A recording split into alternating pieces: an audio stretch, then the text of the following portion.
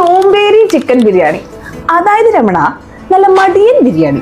ആ ഒരു മടിയൻ ബിരിയാണി തന്നെയാണ് ഇന്ന് നമ്മൾ ട്രൈ ചെയ്യാൻ പോകുന്നത്. ശരിക്കും പറഞ്ഞു കഴിഞ്ഞാല് ഇതൊരു എക്സാക്ട് ലേസി ബിരിയാണി തന്നെയാണെന്ന് വേണമെങ്കിൽ പറയാം. അത് മാത്രമല്ല ടേസ്റ്റിനും ഒരു കുറവും ഉണ്ടായിരുന്നില്ല കേട്ടോ. സോ ആദ്യം തന്നെ ക്ലീൻ ചെയ്ത ചിക്കൻ എടുത്ത് അതിലേക്ക് വേണ്ട മസാല പൗഡേഴ്സ് എല്ലാം ആഡ് ചെയ്ത് ജിഞ്ചർ ഗാർലിക് പേസ്റ്റും സോൾട്ടും യോഗേർട്ടും അതിലേക്ക് തന്നെ ഈ കാണുന്ന ഇൻഗ്രീഡിയൻസ് എല്ലാം ചേർത്ത് കൊടുത്ത് ലെമൺ ജ്യൂസും കൂടി സ്ക്യൂസ് ചെയ്ത് കൊടുത്ത് അതിലേക്ക് കുറച്ച് കറി ലീവ്സും കൂടി ആഡ് ചെയ്ത് കൊടുത്തു കഴിഞ്ഞ് കഴിഞ്ഞാല് നമുക്കിതൊന്ന് നന്നായിട്ടൊന്ന് മിക്സ് ചെയ്തെടുക്കാം. ഇതിലേക്ക് തന്നെ കുറച്ച് ചൂടുവെള്ളം കൂടി ചേർത്ത് 10 മിനിറ്റ്സ് നമുക്കൊന്ന് കുക്ക് ചെയ്തെടുക്കാം. നെക്സ്റ്റ് സോക്ക് ചെയ്ത് വെച്ചുള്ള ഈ ഒരു റൈസും കൂടി നമുക്ക് ചേർത്ത് കൊടുക്കാം. ഇതിലേക്ക് 1 കപ്പ് ഓഫ് വാട്ടർ കുറച്ചിട്ടാണ് ഞാൻ റൈസിലേക്കുള്ള വെള്ളം ചേർത്തിട്ടുണ്ടായിരുന്നത്.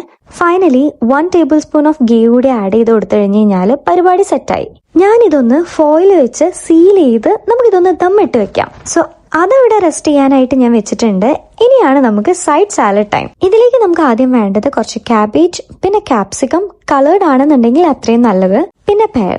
ഇതില്ലെങ്കിൽ നിങ്ങൾക്ക് ഗ്രീൻ ആപ്പിൾ യൂസ് ചെയ്യാം കേട്ടോ. സോ നമുക്ക് അതും ഒന്ന് മാറ്റി വെച്ച് അടുത്ത പരിപാടി തുടങ്ങാം. അതിന്റെ കൂടെ തന്നെ സൂപ്പർ സോഫ്റ്റ് ഫ്ലഫി ആയിട്ടുള്ള ഒരു റൈസ് കേക്ക് കൂടി ഞാൻ ട്രൈ ചെയ്തിട്ടുണ്ടായിരുന്നു. And now it's time for kebabs. ഞാൻ ഇതൊന്ന് ഗ്രില്ല് ചെയ്തെടുക്കുന്നുണ്ട്. നിങ്ങൾക്ക് വേണമെന്നുണ്ടെങ്കിൽ ഫ്രൈ ചെയ്തെടുക്കാം. സോ നമുക്ക് ഇതെല്ലാം ഒന്ന് പ്ലേറ്റ് ചെയ്തെടുക്കാം.